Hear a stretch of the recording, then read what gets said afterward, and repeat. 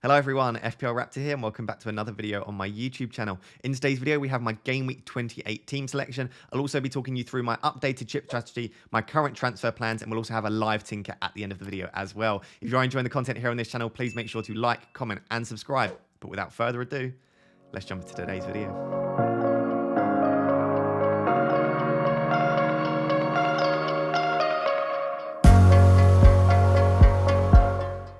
So guys, before we jump into today's video, I just want to give a massive shout out to the sponsors, Ultimate Champions. Ultimate Champions are the first free-to-earn fantasy football game powered by the blockchain. You basically collect your favorite players as NFTs or non-fungible tokens. You build up the best possible squad by either trading on the market with other friends and different accounts, or you can open packs as well. Once you've built up the best possible team you can enter different leagues, as you can see here. And the better that those players do in real life, as with fantasy football, the better the rewards that you can earn, and those can be financial or different packs as well.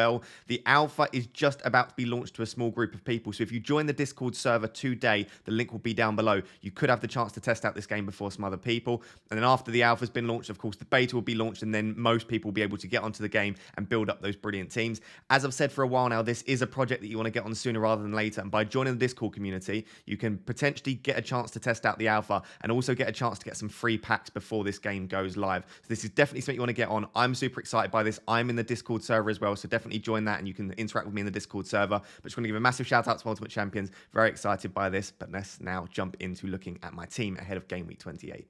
So before we jump into looking at Game Week 28, just a very quick review of Game Week 27. I know a lot of people did free hit, and I know a lot of people are now regretting it. I do think that is a lot of hindsight bias. I think it was still definitely a very, very good week to free hit. And what I just want to remind some people of, whether you free hit or not, free hit 27 was not just with 27 in mind. What free hit 27 allowed us to do is it allowed us to load up on Arsenal players who obviously have a nice fixture in 28, double in 29, and also have a fixture in 30 and good fixtures after that as well. It allowed us to load up on the likes of Wolves players who I didn't particularly want in Game Week 27, and rightly so. None of their players returned. So Game Week 27, yes, I did want slightly better than what we got from the free hit in 27, but it wasn't just with 27 in mind that we decided to deploy that strategy. So do bear that in mind. If you're a little bit disappointed with your free hit, it wasn't just with that immediate week in mind. The free hit wasn't a disaster though. Green arrow, I mean, you would expect a green arrow on a free hit, but considering a lot of the players that we picked in the sort of free hit template did blank, I'm not too displeased with it. All right, so Pope did okay, got a couple of saves. We were expecting at least one clean sheet, or hoping for one clean sheet. Me obviously came off injured in the second game, so I am glad that I free hit just in case that he's not back. If you have got me in your team, that might be something you need to look at. Cancelo, I'm glad I did keep Cancelo in. Very, very tempted to go for like the likes of Mahrez, De Bruyne and Sterling and just get rid of the City defenders. Obviously, Cancelo 9-pointer just shows how valuable he is, which we'll see in the team selection in a minute. I am considering selling Cancelo, and this will probably be a warning to me that I might not, maybe I shouldn't be doing that. Bednarek, 6 points is pretty good. Kyle Walker-Peters and Livramento did both get bonus points. So Bednarek was the lowest scoring of those sort of three, but I'm still fairly happy. Cheap price. He allowed me to sort of upgrade the bench slightly and get some other players that I wanted into the team. The midfield was so disappointing. It was, in my opinion, the midfield looked like the best part of the draft. I was looking at Mahrez, Sancho, Sterling, Ward-Prowse, great fixtures, decent underlying statistics for a lot of them. It was just really disappointing. Obviously, Mahrez sat on the bench, apparently saved for Peterborough by a Pep. Very strange decision. It looked like Mahrez was good to start. Of course, that is the risk that you take with the Pep roulette. Sancho on the bench as well. Now, I was very shocked about this. Sancho has pretty much been our only bright spark in attack in that Manchester United attack. He was benched. Very shocked about that. But there was quite a bit of rotation, so maybe Rangnick was just trying to keep a lot of the players fresh. Sterling started, but as I've always said, whenever I buy Sterling, he seems to forget how to play football. So I was really disappointed with Sterling. He looked pretty terrible, to be honest, and I don't think he deserved a return of any kind. And then Ward-Prowse, I actually think Ward-Prowse was very unlucky. I would argue that probably outside Kyle Walker-Peters and maybe Livramento, Ward-Prowse was probably the best player on the pitch in that game. He whipped in a few beautiful corners, a couple of good free kicks as well. Just had the opportunity to pick up a few returns, but again, can't complain too much. He's not a massive price. And in a free hit, it's very difficult to try and predict when players are going to score points. It's a one single game week. Anything can happen. So I can't complain too much. Then with the attack, Weghorst obviously blanked 3 points. We would hope at least 4 points just from appearance points. But he, of course, picked up a yellow card in the second game. So that's very disappointing. And then I suppose the only saving grace with this free hit is if I didn't free hit, there was no way I was getting Son and Kane into my team. So to get 20 points from Son and Kane, it almost justified the free hit just with those two. And I'm so glad that those two did return because, like I said, there was no way I was getting both of those in. And Kane in particular, his ownership wasn't that high. So that 11-pointer from Kane was absolutely massive. And I think if you own Son or Kane and you didn't free hit, you probably covered most of what the free hits has got because outside of Bednarek, sort of Carl Peters and Livramento clean sheet, I don't think the free hitters gained much ground on the non-free hitters because the likes of Son, Kane and Cancelo, a lot of people owned already, and then the triple Burnley all blanked pretty much. So I think if you didn't free hit, you're probably in a decent enough position unless you only had maybe like 3 or 4 players. And for free hitters, like I said, I don't think we gained that much ground on non-free hitters. But what you do need to remember is that it probably allowed you to keep the likes of triple Arsenal, maybe a couple of Wolves players in there as well. And maybe you've got, for example, some Liverpool, like maybe you've got triple Liverpool, maybe a couple of Chelsea as well. So I don't think it's the end of the world. I think we need to consider the broader picture. And I don't think we can tell until around sort of game week 31, 32, whether this strategy of loading up on players that blank in 27 actually works. So that is how my team did in game week 27. Small green arrow up from about 44k down to about 39k. I'm about 43 points off the top 10k. That sounds like a lot, but considering I've still got my wild card, I've still got a second free hit, and I've still got my bench boost as well, I think I can definitely make up 43 points. Hopefully I can start to do that in game week 28. So guys, as always, we're going to follow the same format that we usually do. I'll show you how my team looks without any transfers. It's a little bit of a mess, but we can definitely fix that. So I'll show you how it looks without the transfers. I'll then show you my planned transfers on the team. After that, we're going to run through my watch list to see if I want to take any further hits or if there are any other players I might be tempted to bring in this week.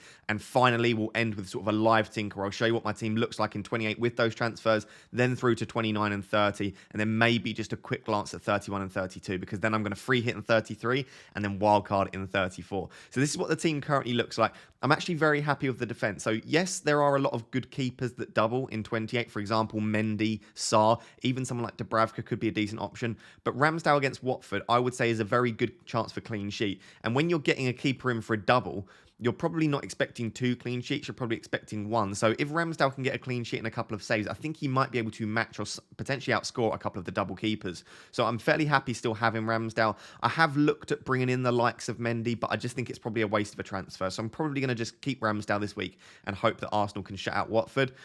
The rest of the defence, really happy with. Double Wolves defence, again, one of the reasons that I free hit in game week 27 is because I have triple Wolves, and I just didn't fancy them that much against West Ham, and I was right to free hit as a result because Jimenez was benched, and then Saiss and Cody obviously didn't keep the clean sheet. Saiss and Cody this week, I would argue Saiss in particular, just due to that slightly advanced sort of goal threat in comparison to Cody, Saiss could be a potential captaincy option. And if I were to make no transfers in this team, and I was forced to captain someone at the moment, I actually do think my armband would be on Saiss. I think the Watford game in particular, as we've said, Watford are just so blunt in attack. I think that's a decent clean sheet opportunity. And then Crystal Palace, it depends what Crystal Palace team turn up. Sometimes they look free-flowing. Sometimes they look like they're struggling to score. And Crystal Palace aren't fantastic at defending set pieces. So I would hope for maybe 8 to 10 points from Saiss in this double game week. And as a result, I don't think he's a terrible captaincy choice. And like I said, if he does get a clean sheet and a goal in one game, you could be looking at the likes of sort of 17, 18 points from Saiss. That might be a little bit optimistic, but I do think that if you're really struggling for a captaincy shout and you don't want to captain a single game week player such as Trent, Cancelo, Salah, whoever it may be, I think Saiss is a decent option. So doubling up with Cody there. The other 2 defenders are fantastic in and of their own right, but of course they don't have a double this week. So Trent, West Ham at home, decent enough fixture. West Ham have been struggling a little bit recently, obviously knocked out of the FA Cup as well. Struggled to break down Wolves. Of course, Wolves are a decent defence, but I don't think West Ham, again, look as good as they did at the start of the season. So I'm pretty happy owning Trent this week, and then he has the double in game week 29. Cancelo, interestingly, as I sort of alluded to earlier, I am looking to sell Cancelo this week. Now, I don't think Cancelo is a terrible choice. In fact, I still think he's one of the best defenders in the game. The reason that I'm potentially looking to sell Cancelo is I don't think the fixture's great for this week. Now, I'm not saying Manchester United are brilliant. Of course, they struggled to break down Watford. So Cancelo clean sheet is definitely on the cards, but they've got no upcoming doubles. The fixtures aren't great in and around that. So he's got, obviously, Manchester United in 28, blank in game week 30. It's then Wolves in 33, and I think it's in 32 they play against Liverpool. So in sort of the next 5 or 6 weeks, he's got United, blank, Wolves, and Liverpool. Yes, he can, again, haul against anyone, and City's defence is very good. But when I look at potential upside, by bringing in a player that maybe doubles this week, plays in blank 30, and has a nice fixture, maybe 31 or 32, I think I'd like to be a little bit more aggressive like that. So I am looking to sell Cancelo this week. We'll look at which players I'm looking to sell Cancelo to. But again, if you want to keep Cancelo, I've had a lot of questions in and around this. I don't think he's a bad hold at all. Just for me, I'm looking at my rank of around 39k. And I'm thinking, can I be a little bit aggressive? It could backfire and I could end up falling down the ranks. But at this stage, whether I'm ranked 70k or 30k, I don't really care too much. I actually really just want to push on to try and get like a 4-digit rank, maybe top 10k. So I am looking to sell Cancelo this week. We'll look at replacements in a second. And then first on my bench is actually Van Dijk at the moment. Now, I'm not particularly keen on benching Van Dijk, but when I look at the other players I've got and I'm looking to bring in further doublers, I don't think it's the worst decision. If Liverpool keep a clean sheet, maybe Van Dijk will come on for me, but outside of that, I've still got Trent in my team, so I still do cover that clean sheet to some extent, and I'll then have Van Dijk in place for Game Week 29 double. A lot of people have been questioning, do you sell Cancelo or do you sell the likes of Robertson and Van Dijk? So a lot of people are in a similar position to me. I'd just prefer to keep Van Dijk because I do like the double in 29 for a Liverpool defence. I think Arsenal and Brighton, I don't think it's the best from an attacking perspective, but Arsenal and Brighton, I do think there's at least one clean sheet in there, and I think I want to maintain Van Dijk and Trent for that double in 29. So that's the way the defence currently looks for Game Week 28. Let's now move on to the midfield. So moving on to the midfield is actually probably my set of positions which I'm least happy with in my current team. I've got 5 single game week players. That's not the end of the world. You don't have to have doublers every week. But of course, a lot of people will be on the likes of Rafinha, Coutinho, Ramsey, Willock. They're going to have a lot of doublers this week. So I do need to, I think, bring in maybe 1 or 2 doublers into that midfield. But some of these players I am happy with. So Salah I'm going to keep for the remainder of the season regardless. I think even if I wanted to get in another premium such as Son and Kane, it would be alongside Salah. I think I want to keep Salah regardless. Of course, the double in 29 is very good. They don't play in blank game week 30, but that's okay. I think I've got enough players anyway. And then Saka's the other one that I'm not going to sell regardless. Nice double in game week 29, playing blank game week 30. And of course, like I said, because I'm wildcarding around 33, 34, I think the fact that he's got nice fixtures in 31 and 32, and even decent fixture in 33, and a likely double in 33 as well for Saka, I think I'm fairly happy keeping him. So Salah and Saka, I think even if we're on a wild card, I would have both of those. It's the other 3 players that are all up for debate as to if I sell them and also when I sell them. So starting with Foden, he has looked pretty decent recently, scored a couple of goals as well, but as I said with Cancelo, no fixtures to be rearranged, and I don't even think that the fixtures over the immediate sort of 5 or 6 game weeks are that great. Now, I am looking to wildcard in 34, and City's fixtures from sort of 34 onwards, specifically from 35 onwards, are very good. So it might be that when I wildcard, I get triple City back, but considering that I have the wildcard in the back pocket, I don't think I should be afraid to take out City players, especially someone like Foden, who, if Manchester City do continue to develop in the Champions League, could be saved for that potentially. We'll have to wait and see. I do think he's in City starting 11, and I do think he'll see the majority of the minutes, but I don't have an issue with selling Foden personally.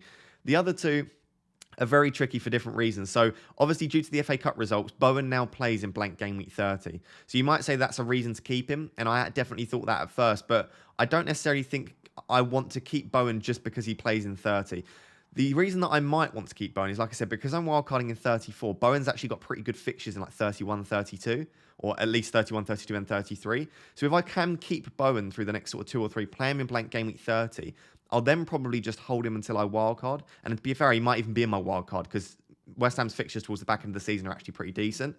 However, I don't want to keep him just because he plays in blank game week 30, because the fixtures against Tottenham, yes, Tottenham don't look great, but I don't think that's a fantastic fixture. You could be looking at something like a 2 or 3 pointer there. Liverpool this week isn't ideal, and I could potentially get someone in like Coutinho, who's got a fantastic double. And then even Villa in game week 29 isn't great.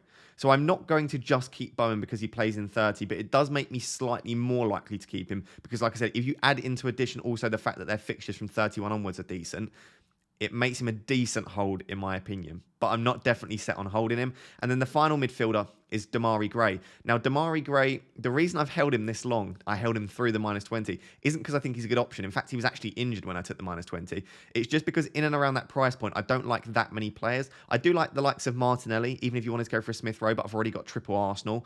So there aren't that many players in and around that I like. Elise was a decent option, but now I wouldn't be looking to bring him in because he blanks in 30 and there's no doubles. So there aren't that many players. So to be honest, I would need to upgrade him to the likes of a Rafinha or a Coutinho. I could bring in Ramsey. I know a lot of people will suggest Ramsey. I just don't think that's worth a hit for me personally.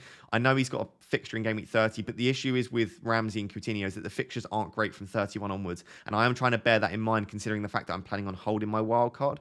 So that's the thing with Demarai Gray. And also now Everton double in 29. So he has a double of Wolves and Newcastle. So I've tried to seek the opinions of Everton fans on Twitter. They think that there's a chance that Demarai Gray plays both of those fixtures, but it is more likely that Gordon plays one and Demarai Gray plays the other. So it's probably only going to be a single game week in 29 as well. He blanks in game week 30. So I do think that there's a chance I sell Gray this week. Again, I'm not holding on to him because I think he's a good option. It's just when I've got the likes of Foden and Bowen in my team, they're more expensive and I can get to better players by selling them rather than selling Demarai Gray. So that's the midfield. Lots of things to think about. We'll discuss in the watch list section in a second, different players that I'm considering in those positions. But for the time being, I'm happy holding Salah and Saka. And if I do play a 4-3-3, I therefore probably only need to sell one of Foden, Bowen and Gray. And there are lots of good options that have doubles in 28 and also play in blank game week 30 as well. So I think if I were wildcarding this week, my ideal front three would probably be Kane, Adams/Broja, and then probably Jimenez. But when I look at my front three, we'll ignore King for now. I think Lacazette's fine. I don't think many people would wildcard into him, but I don't think the fixture's bad this week. There's then a double in 29, and he plays in 30. And as I said with Saka, the fixtures in 31 and 32 are good as well. We have heard rumours that Martinelli could be playing up top to potentially allow Smith Rowe to come into the team. I do expect that to happen in one of the future game weeks, but I don't think that's a long-term solution for Arsenal. And I do think Arteta likes the way the team plays with Lacazette. Yes, he's not a massive goal scorer in recent years. Specifically this season, he's struggled. But I do think that the team plays fairly well with Lacazette in the team. And I think sometimes we have our FPL brain screwed on in that Lacazette isn't scoring, and as a result, Arteta wants to take him out.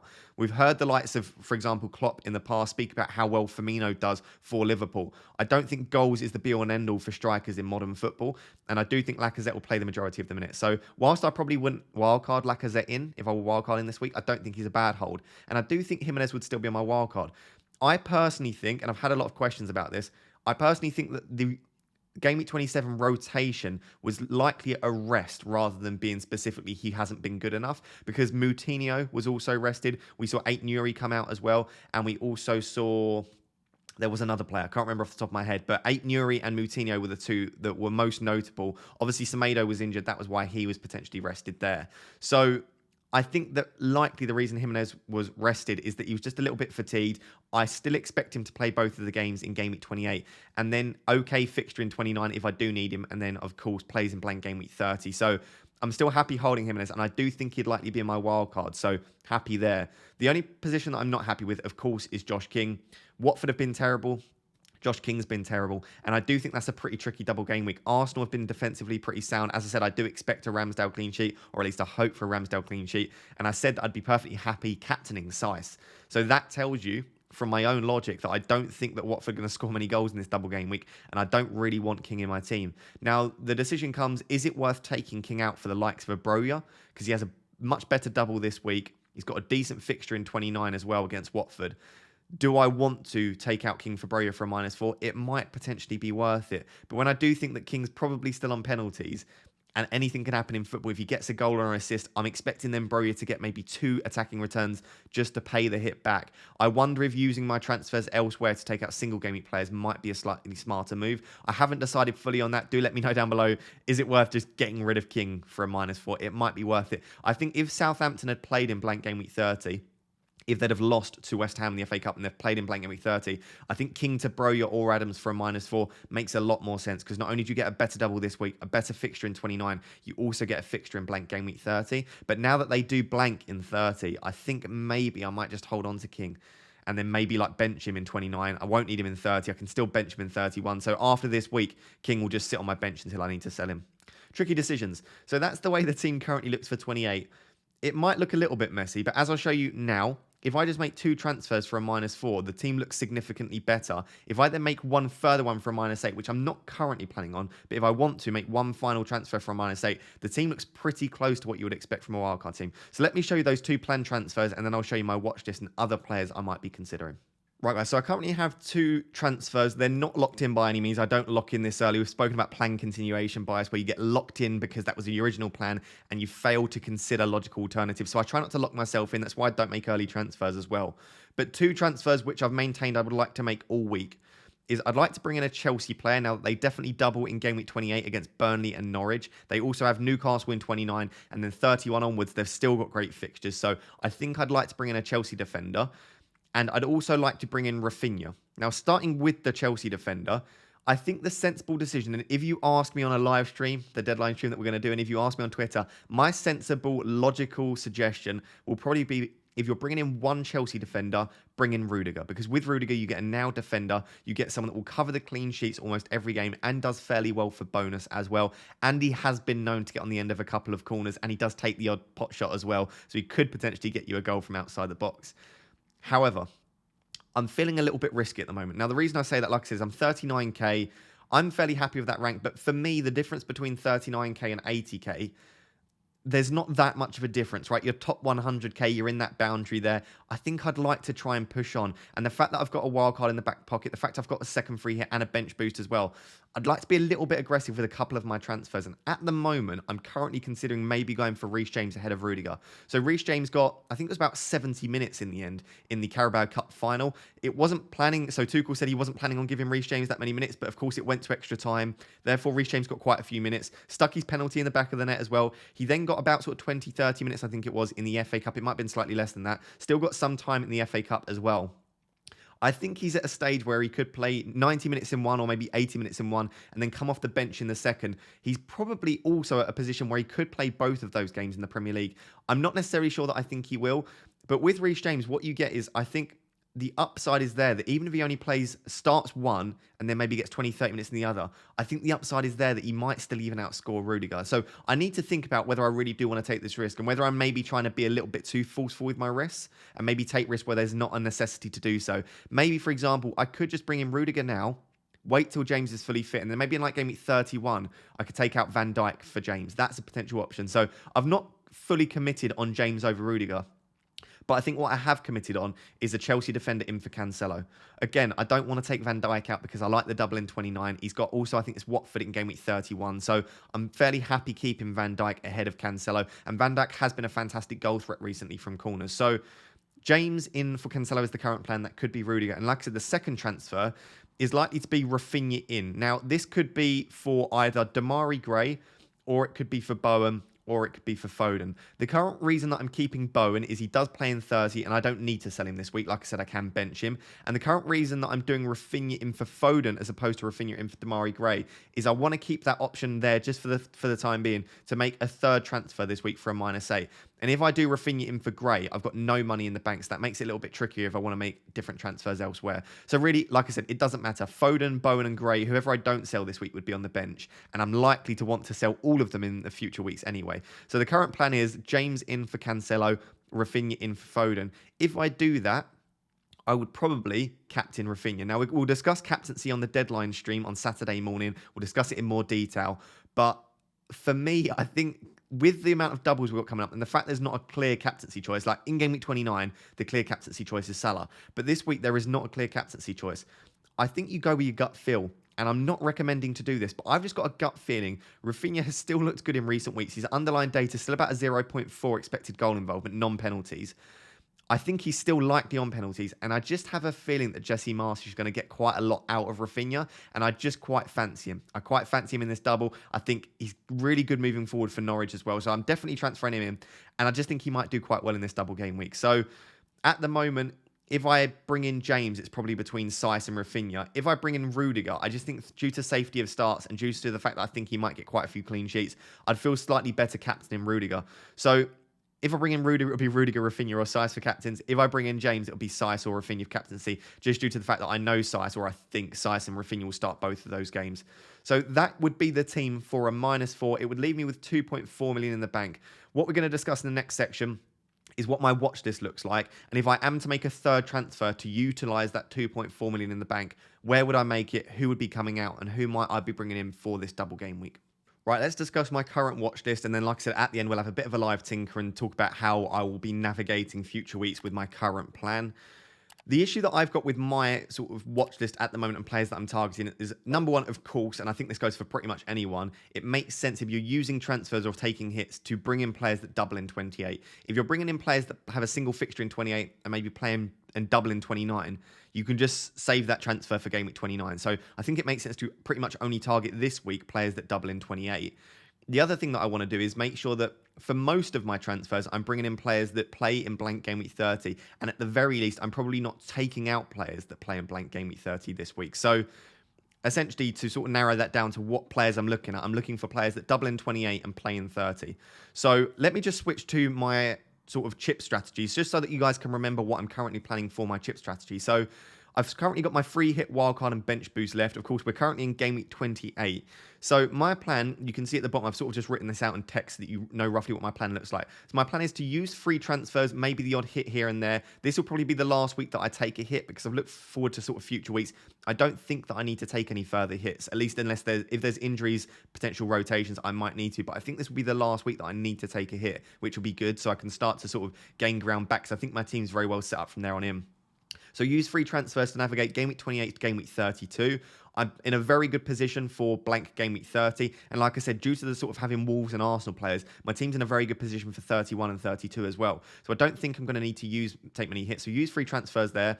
I'm then going to probably deal with the likely blank and double in 33 of my final free hit. So it's likely that the teams that progress to I think it's the semi-final of the FA Cup are likely to blank in game week 33. Then we might have a few teams that double in 33. So I think Ben Crellin and James from Planet FPL have said that the likely teams to double in 33 are Leicester, Tottenham and Arsenal. I'm unlikely to have any Leicester players, maybe one. I'm unlikely to have many Tottenham players. I might have triple Arsenal already, but I might also want to load up on some others. It's likely that maybe potentially the likes of Liverpool might blank in game week 30 as a result, 33. So it looks like 33 will be a good opportunity to use your free hit because you're likely to have blanks and doubles in a single week. So you can get off of the players that you've got blanking, similarly to 27, but there might probably be further doubles in comparison to 27 as well in 33. So 33 free hit. I'll then probably, because there's a bit of a fixture swing and also because I want to set up for the back end of the season, I'll probably then wildcard in either 34 or 35. The current plan is 34 because, like I said, there is a bit of a fixture swing with some teams that I want to jump back on. The likes of Manchester City, I might want to jump back on. I might want to load up on maybe triple Chelsea. I might want to take out some of my players, potentially from teams like Wolves. So wildcard in 34. Into the final 5 game weeks, and then I would have basically a bench boost 36 in mind. And if I wildcard in 34 or 35, I should be able to set up with sort of 14 or 15 doublers in 36, which should give me a really good opportunity to bench boost and hopefully shoot myself up towards the top 10k there. And if I don't need to free hit in 33, because I know a few people have said that, what if you get to 33 and it's not that big of a double game week and you don't have that many players blanking?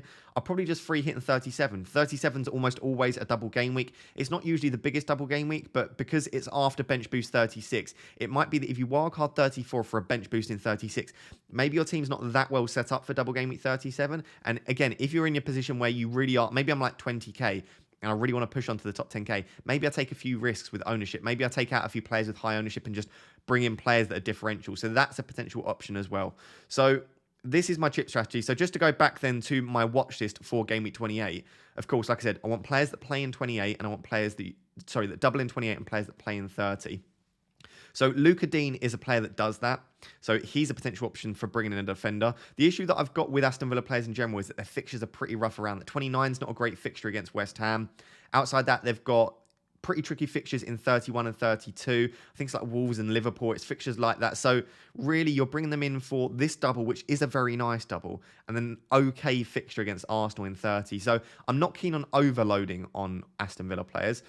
Obviously, KWP, Kyle Walker-Peters, is a good option, but like I said, he doesn't play in blank game week 30, so I don't think I'm going to load up on too many Southampton players. So as a result, I think the only defender I'm really looking at here is the Chelsea defender, as I said. So I've got Rudiger and James on my list. Yes, they don't play in 30, but their fixtures are so good in and around that. Such a good double this week that I think I'm happy bringing in one player that doesn't play in blank game week 30.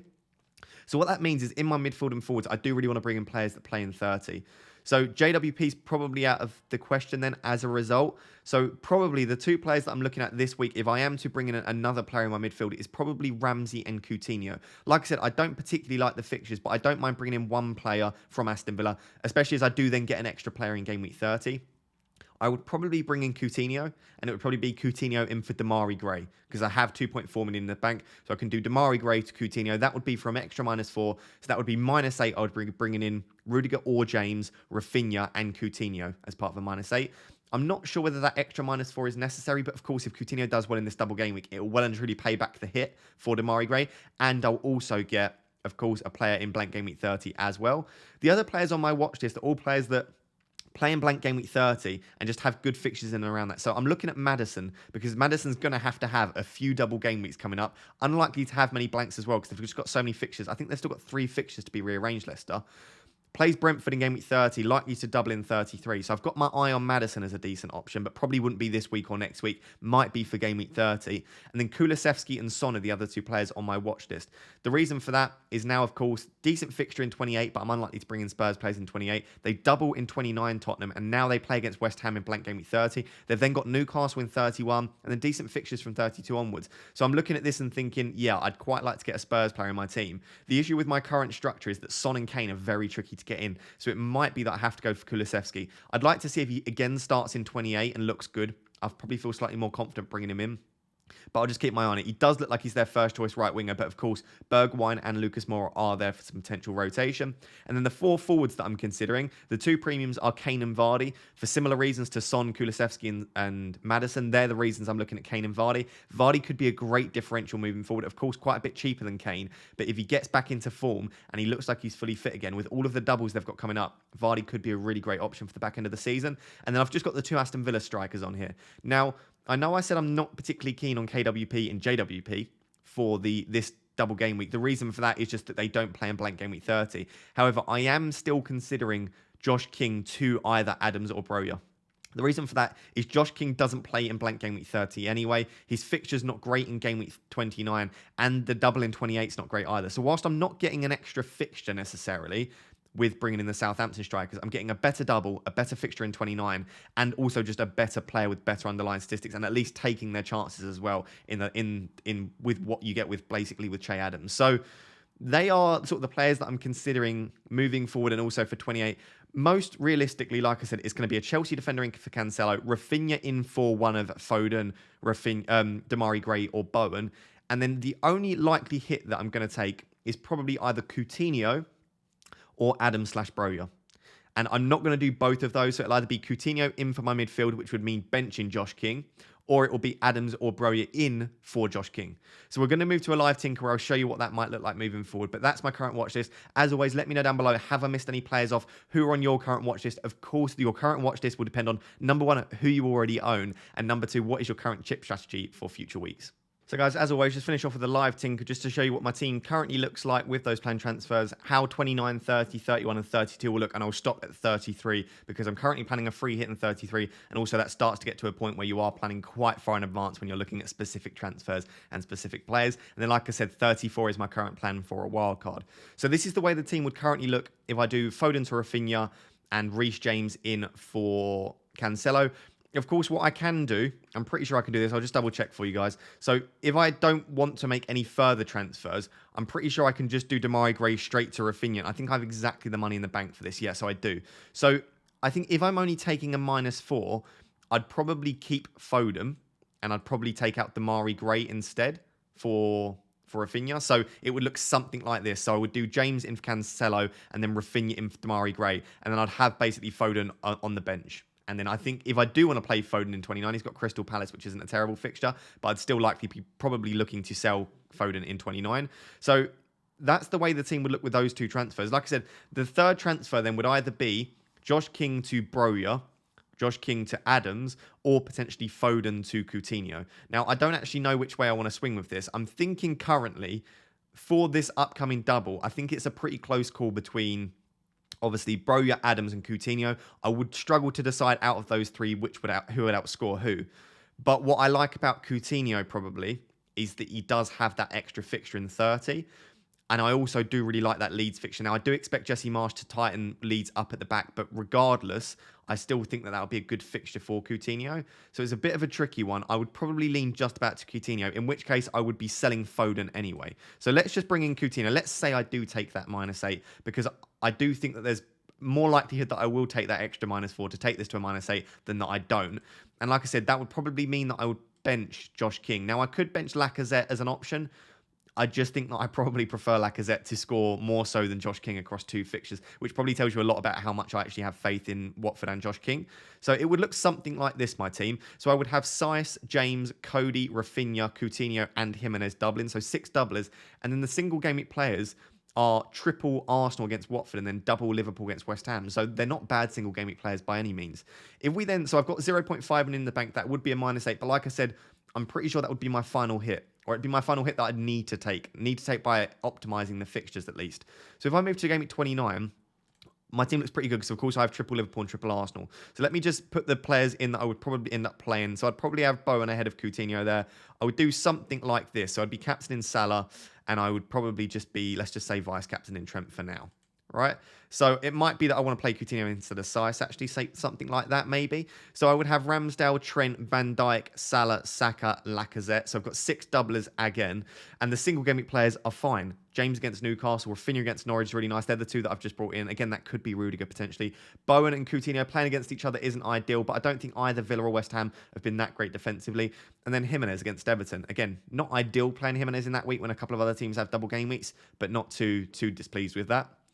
At this stage, I do want a Tottenham player for the double game week. Now, the issue that I have is, like I said, I don't necessarily want to take a hit. And also, even if I do take a hit, I'm not sure how I'm getting Son and Kane into this team. Now, I don't think that's an issue. Of course, I would ideally want Son and Kane for this double game week. But I don't think it's the end of the world. Specifically, I do have Lacazette when other people wouldn't, who has a double game week. And I do think that my single game week players are in decent positions to score points this week. So what I would probably end up doing is I'd probably end up wanting Kulusevski. Now, the issue that I've got at this stage, if I bring in Kulusevski, is that apart from Salah, all 4 of my other midfielders play in blank game week 30. So I've either got to decide, just don't have any Spurs players for, number 1, a good double in 29, a fixture in 30, and good fixtures in 31 onwards, or do I just take out Bowen? Now, the reason I say that is Villa's not the best fixture, so I get a double game week there. I could even be Coutinho, I guess, because I guess Coutinho's fixture in 30 isn't ideal either. And the fixtures from 31, if I just skip up to this, so they've got 20, this is Aston Villa, they've got 29, they've got West Ham, 30 Arsenal, 31 Wolves, and then they've got Spurs and Liverpool in 32 and 33. Whereas Bowen's got Aston Villa, Spurs, Everton, Brentford, Burnley. So again, it could be that I just decide to take out Coutinho, but then is it worth a -4 to bring in Coutinho just for one double to then take him out again? It might potentially be. It might potentially be worth it. So let's say that I do take out Coutinho for Kulusevski. I get the Manchester United and Brighton. Again, that's not the best double for Kulusevski, but I do like having a Spurs player in just to cover their fixtures. And again, what I like about Kulusevski is 31 and 32 are nice against Newcastle and Aston Villa. And then I can, again, take him out for my 3 hit in 33, and I'll be wildcarding in 34 anyway. When they've got Brentford, I'll be potentially wildcard. I could wildcard Kane and Son anyway. So this is the way the team would look. It would be 7 double game week players. If then I skip, so that would just be for a single transfer. I've got 1.9 million in the bank. If I skip to game week 30, this is the way the team would currently look. So let's get all the players in that play. We can obviously take out the blank players. So I would currently be having 9 players that play in blank game week 30. So I'd have Ramsdale against Villa, Saiss and Cody against Leeds, Rafinha against Wolves. Of course, there is a bit of a clash here. That's always going to be the case. Saka against Villa, Tottenham for Bowen, West Ham for Kulusevski, and then Jimenez against Leeds and Lacazette against Villa. So I would say at this stage, the team is in a really good position. I'm very, very happy with this. I don't think I would actually probably make any transfers here. Of course, the choice that I do potentially have is I could do some kind of sort of shifting of funds to get Kane in instead of Salah and then go back to Salah. But I just think that sort of hokey-cokey just doesn't make sense for me. It's going to require hits. And I just don't think that the Kane against West Ham, the upside is there for me to take out Salah. The other option I have is I could just do Salah to Son and then Son to Salah. So Salah to Son for this blank and then do Son to Salah again. But again, I don't think that's necessarily the best option for me personally. And so I don't think I'd really need to make a transfer here. It might be that I want to do Van Dijk to a Spurs player. But of course, I've got Bowen, so maybe I just hope that there's a lot of goals in that Tottenham West Ham game. But as you can see, without making any transfers for this week, I've got 9 blank game week players. So I think I'd be fairly happy just rolling the transfer, or maybe I could do Josh King out for someone. I've got 1.9 in the bank, so it might be that I potentially want to move Josh King onto someone that plays in blank game week 30, but I'm not particularly eager to do so. So let's just say that I roll the transfer in blank game week 30. This is the way the team will look for game week 31. So I can just load up the players that I would probably have in my team. So the team would look probably something like that. So again, really good position. That back sort of 3 with Ramsdale in goal, really good. That midfield 5 looking really nice as well. And then the 2 strikers, okay. Now, again, Kane and Son are the 2 that I do really want in, but I don't really know how to sort of navigate this in the best fashion because, like I said, so Jimenez could be a potential make weight to get in Kane. But 31 and 32 against Villa and Newcastle, is it worth it when I'm free hitting 33 and then I can wildcard in 34? Of course, Spurs fixtures are quite nice. So if I just go for Kulusevski's fixtures here. So Newcastle in 31, Aston Villa in 32. But like I said, I'm going to free hit in 33 and then I can wildcard. If I want to get Kane and Son in for this fixture run here, I can just wildcard both of them in. So really, I might just try and squeeze through from 28 to 33 without Kane and Son. It is very risky, and I could get my rank absolutely battered by the two of them. But I do have good alternatives in my team. So this is the way the team would look for 31. I'd actually have 2 free transfers, like I said here, in 31. So Josh King would probably be making way for me just to utilize that free transfer. I could potentially work out a way that maybe I could get Son or Kane in with that free transfer. So it could be that I do King to maybe Kane and then downgrade elsewhere. It might require 2 free transfers. It might require a -4 hit. I'd have to decide that at that stage. But I could use a transfer there. And then if I skip to 32 as well, this is just, again, to show you, those of you that are wondering why I'm not wildcarding in 31. The team then looks fine for 32 as well. So the only issues that I've got is I've got double Liverpool in a defence against Manchester City. But this is a fixture where Saiss and Cody could come in. So I could bring in Saiss for Van Dijk. I could then put Cody as first sub. If I wanted to, I could bring in potentially King against Leeds here, but I don't think I would likely want to. But the team looks really nice again for 32. So I don't think I necessarily need to make a transfer for 32. I'm not going to skip through to 33 because we don't know which teams will be blanking, which teams will be doubling. But that's the way the team currently looks from 28 to 32. That's why I don't think I need to wildcard. The only positions that I really would want to wildcard is I'd like to get Son and Kane in. But for me, I don't think it's worth wildcarding just to get Son and Kane in when I have good alternatives with lots of fixtures and players that play in blank Game Week 30 in the likes of Jimenez, Lacazette, Saka, Rafinha, etc.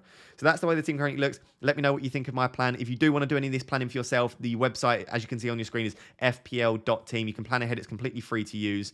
That's the way the team currently looks. So guys, there you have it. That is my Game Week 28 team selection with my current transfer plans. Currently on a -4. I haven't actually confirmed the -4, but currently planning a -4. Tempted by that -8. Let me know down below. Would you do the Coutinho move in for Foden, or would you potentially do the Broja/Adams move in for Josh King? Always interested to hear your thoughts down below. If you are enjoying the content here on this channel, please do remember to like, comment, and subscribe. Those 3 things are completely free for you to do, but they massively help support me. Also, turn on notifications that you know when these videos go live. You can be one of the first to watch them as well. We will have a deadline stream on Saturday morning, so do make sure to stay tuned for that. Again, if you turn on notifications, you'll know when I schedule that. It should be around 9 a.m, I would believe, on Saturday morning. We'll be live streaming. We'll probably be live streaming for about an hour and a half, 2 hours, so definitely tune in for that. Until next time, guys, thank you so much. Cheers. Bye-bye.